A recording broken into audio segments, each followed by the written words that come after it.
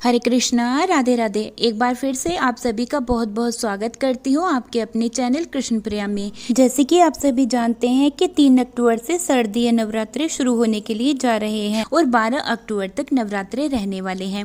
तो आज हम इस वीडियो में जानेंगे कि बिना घट स्थापना किए सरल विधि से माता रानी की पूजा कैसे कर सकते हैं और ये पहले दिन आप इस तरह से स्थापना कर सकते हैं और फिर 9 दिनों तक मैया की विधिवत पूजा सेवा आप कर सकते हैं। बिल्कुल आसान तरीके से बताऊंगी आज आपको इस वीडियो में। अगर आप कहीं बाहर जॉब करते हैं, अगर आप स्टूडेंट हैं, स्कूल कॉलेज जाते हैं, तो इस तरह से आप बिल्कुल आसान विधि से घर पर मैया की पूजा कर सकते हैं। और देखिए, नवरात्रों में कुछ चीज़ें ऐसी होती हैं जो कि हमें भूलकर भी नहीं करनी चाहिए, तो वो सारी जानकारी मैं इसी वीडियो में लेकर के आई हूँ। इसलिए वीडियो को पूरा जरूर से देखिएगा। अगर वीडियो थोड़ी भी अच्छी लगे तो लाइक शेयर जरूर से कीजिएगा। चैनल पर पहली बार आए हैं तो प्लीज़ चैनल को सब्सक्राइब जरूर से कर लीजिएगा। देखिए, मैया को मनाने के लिए अगर कोई आपकी इच्छा है उसकी पूर्ति के लिए ये 9 दिन बहुत ही शुभ होते हैं। इसमें आप मैया की पूजा सेवा करके मैया को खुश कर सकते हैं और उनका ढेर सारा आशीर्वाद पा सकते हैं। देखिए, नवरात्रों में मैया की ये पूजा सेवा आप अलग से चौकी लगाकर भी कर सकते हैं। अगर आपके घर के मंदिर में इतनी जगह है तो आप मंदिर में भी कर सकते हैं। तो अगर आपने चौकी लगाई है तो रेड कलर का वस्त्र बिछाना है, उस पर चावल का आसन लगाना है और इस तरह का अगर फोटो है आपके यहाँ मैया का तो चावल के ऊपर इस तरह से विराजमान करना है। और अगर आपके यहाँ पर मैया की कोई मूर्ति है तो उसको भी जो है आपको पंचामृत से स्नान कराना है। अगर फोटो है तो इस तरह से आप फूलों में थोड़ा सा जल लेते हुए इस तरह से मैया को स्नान कराना है। इसको दृष्टि स्नान कहा जाता है। अगर विग्रह है तो आप पंचामृत से, कच्चे दूध से स्नान करवा सकते हैं। अब चावल से अष्टदल कमल बनाते हुए यहाँ पर जो है हम दीप कलश की स्थापना करेंगे। देखिए, कोई भी पूजा अगर हम करते हैं तो उसमें जो है कलश की स्थापना बहुत ही जरूरी होती है। लेकिन अगर आप नवरात्रों में घट स्थापना नहीं करते हैं तो आपको दीप कलश की स्थापना जरूर से करनी चाहिए। तो मैंने एक ये पीतल का लोटा लिया है, इसमें शुद्ध जल भरा है और गले पर कलावा जरूर से बांधे। अब देखिए, इस दीप कलश के अंदर जो है हमें कुछ चीज़ें डालनी होती है, जैसे हल्दी, एक हरी इलायची, लौंग का जोड़ा, सुपारी और 1 रुपया।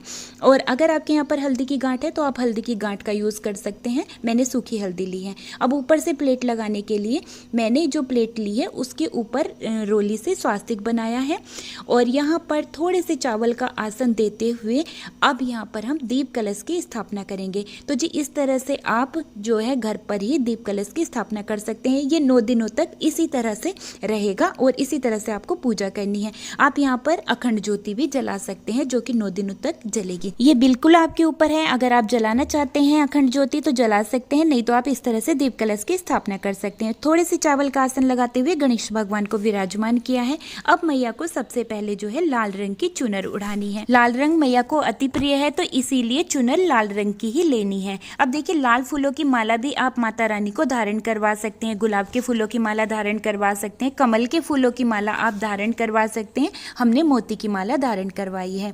अब रोली और हल्दी से जो हमने कलश रखा है उसके ऊपर स्वास्तिक का चिन्ह बनाना है और हल्दी का तिलक करते हुए, चावल लगाते हुए हमें कलश की और दीपक की पूजा करनी है और फिर पुष्प अर्पित करने हैं। देखिए, नवरात्रों के समय में जब हम मैया का आवाहन करते हैं, उनके लिए घट स्थापना करते हैं, उनकी अखंड ज्योति जलाते हैं तो उसके फिर कुछ खास नियम होते हैं। जैसे अगर आपने घर पर घट स्थापना की है, अखंड ज्योति जलाई है मैया की, तो आप जो है घर को लॉक करके कहीं बाहर नहीं जा सकते हैं। क्योंकि देखिए, जब मैया की ज्योत जगाई जाती है घर पे तो वो मैया की सेवा होती है जो कि आपको 9 दिनों तक विधिवत करनी होती है। और अगर आपने जो है श्री कलश की स्थापना की है, घट की स्थापना की है, तब भी आपको जो है 9 दिनों तक उसी स्थान पर रहकर मैया की पूजा सेवा अर्चना वंदना करनी है। ऐसा नहीं है कि घर में आप जो है 2-3 दिन के लिए बंद करके कहीं बाहर चले जाएं। ठीक है, अगर आप घट की स्थापना करते हैं तो फिर 9 दिनों तक मैया की विधिवत पूजा सेवा घर पर जरूर से करनी चाहिए। तो जी, इन छोटी छोटी सी चीजों का हमें जरूर से ध्यान रखना चाहिए। अब देखिए, मैंने मैया को जो है हल्दी और कुमकुम से तिलक लगाया है और रेड कलर का पुष्प अर्पित किया है। आप यहाँ पर कमल का फूल भी अर्पित कर सकते हैं। देखिए, नवरात्रों के समय में मैया को श्रृंगार की जो चीजें होती है ना वो जरूर से अर्पित करनी चाहिए। आप जो है 5 श्रृंगार की चीजें तो जरूर से मैया को अर्पित करें। और अगर आपके यहाँ पर राधा रानी है लड्डू गोपाल जी के साथ साथ, तो उनके लिए भी एक रेड कलर की चुनर आप जरूर से लेकर के आएं। जैसे आप उनको रोज श्रृंगार धारण कराएं तो वो रेड कलर की चुनर आप उनको रोज जरूर से पहनाएं।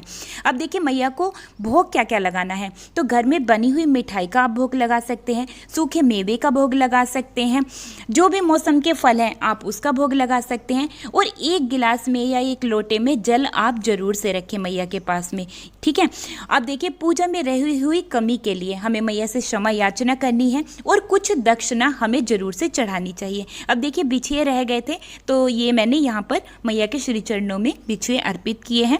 तो आप जो है बिछुए अर्पित कर सकते हैं, चूड़ी, मेहंदी, बिंदी, इस तरह की चीज़ें आप मैया को जरूर से अर्पित। अब देखिए, एक जयफल और कुछ कमलगट्टा मैंने मैया के श्री चरणों में अर्पित किया है। कमलगट्टा आप 2 भी ले सकते हैं, 5 भी ले सकते हैं, ये बिल्कुल आपके ऊपर है, ठीक है। आप मैया में पान भी अर्पित कर सकते हैं, जो मीठा पान होता है मैया को वो भी चढ़ाया जाता है। फिर हाथ जोड़ के पूजा में रही हुई कमी के लिए मैया से क्षमा याचना करनी चाहिए और मैया का आशीर्वाद हमें मांगना चाहिए। देखिए, नवरात्रों के समय में सच्चे मन से जो भी भक्त मैया की पूजा सेवा कर लेता है, उनके व्रत करता है और उनकी विधिवत सेवा करता है, पूजा करता है, तो मैया उससे बहुत जल्दी खुश हो जाती हैं और उसकी इच्छा के अनुसार वर देती हैं।